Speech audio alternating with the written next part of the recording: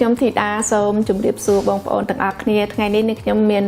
មុខបង្អែមថ្មីជម្រាបជូនបងប្អូនគឺថាធ្វើត្រាវចៀនរបៀបធ្វើត្រាវចៀនហ្នឹងការលាយម្សៅហ្នឹងគឺថាដូចដំឡូងចៀនហើយនឹងចេកចៀនអញ្ចឹងដែរប៉ុន្តែគ្រាន់តែថាយើងយកត្រាវយកមកជំនួសអញ្ចឹងណាហើយបងប្អូនខ្លះចៀននេះគឺថាវារៀងប្លែកបន្តិចចាអញ្ចឹងបងប្អូនចាំមើលសាក់ធ្វើតាមខ្ញុំមើលតើឆ្ងាញ់ឬក៏អត់ឆ្ងាញ់ណាគ្រឿងផ្សំធ្វើត្រាវចៀនហ្នឹងគឺមានដូចជាត្រាវអង្គខ្សាយអង្គតណែបម្សៅស្រួយស្ករសអំបិលល្ងហើយនឹងខ្ទិះដូងចាឥឡូវហ្នឹងខ្ញុំចាប់ផ្ដើមធ្វើការលាយម្សៅចាបងប្អូនហើយការលាយម្សៅហ្នឹងគឺថាយើងលាយម្សៅខ្សាយនេះម្សៅខ្សាយហ្នឹងបើសិនជាបងប្អូនដាក់ម្សៅខ្សាយ2ម្សៅតណែប1ហើយម្សៅស្រួយនេះមួយថាចង់និយាយថាមួយចានគឺមួយចានស្មើគ្នាអញ្ចឹងណាហើយស្ករសដាក់វាបន្តិចទៅដើម្បីឲ្យម្សៅយើងនឹងមានជាតិផ្អែមហើយនឹងអំបិលល្ងហើយខ្ទិះដូងខ្ញុំអត់ប្រើទឹកទេគឺថាខ្ញុំប្រើខ្ទិះដូងសុទ្ធតែម្ដងអញ្ចឹងខ្ញុំធ្វើការលាយម្សៅចាបងប្អូននេះម្សៅតណែបខ្ញុំដាក់កន្លះចានម្សៅខ្សាយកន្លះចានមានន័យថា2កន្លះចានមានថា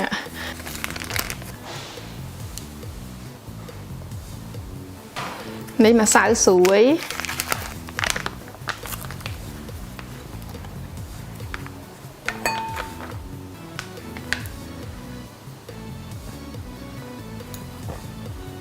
ស្ករស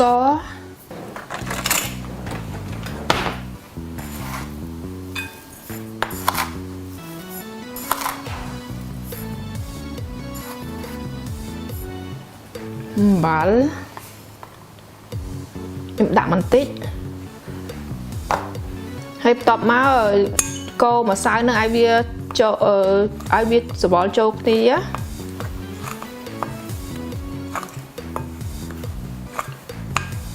ចាបន្ទាប់ពីយើងកូរម្សៅវាឲ្យវាចូលគ្នាហើយយើងចាក់ខ្ទិះដូងចូលហើយការលាយម្សៅនឹងកុំឲ្យវារាវពេកចាកាលណារាវពេកយើងចៀនទៅវាអត់ជាប់ទេខ្ទិះដូងមកខ្ញុំដាក់មួយកំប៉ុងមកញ៉េវាស្ទើរអញ្ចឹងខ្ញុំថែមមួយកំប៉ុងទៀត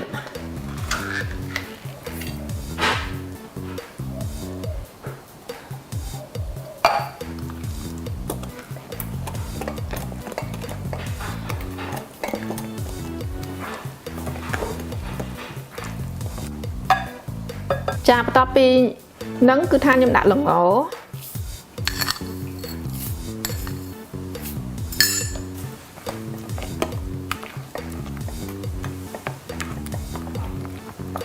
ចាការលាយម្សៅហ្នឹងគឺថាលាយឲ្យវាខាប់ប៉ុណ្ណឹងណាឥឡូវខ្ញុំធ្វើការចិតត្រាវ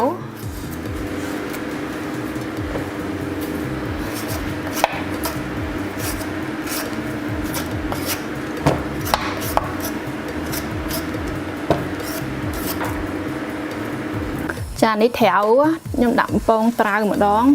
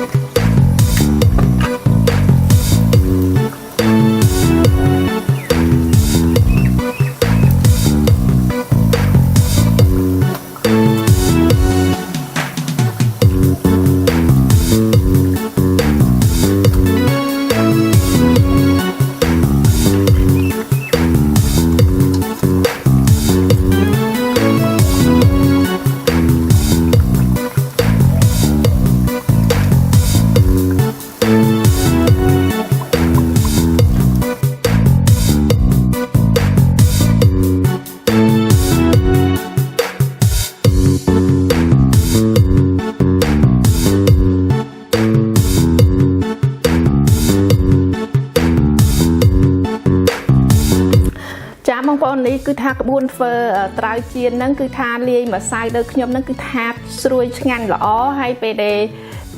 ត្រាវនឹងវាត្រជាក់ក៏យើងញ៉ាំទៅក៏ម្សៅហ្នឹងក៏នៅតែទន់ហើយវាស្រួយដែរ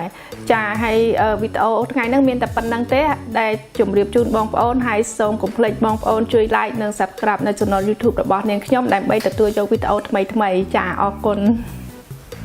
Cambodian Broadcasting Network TV របស់ខ្មែរ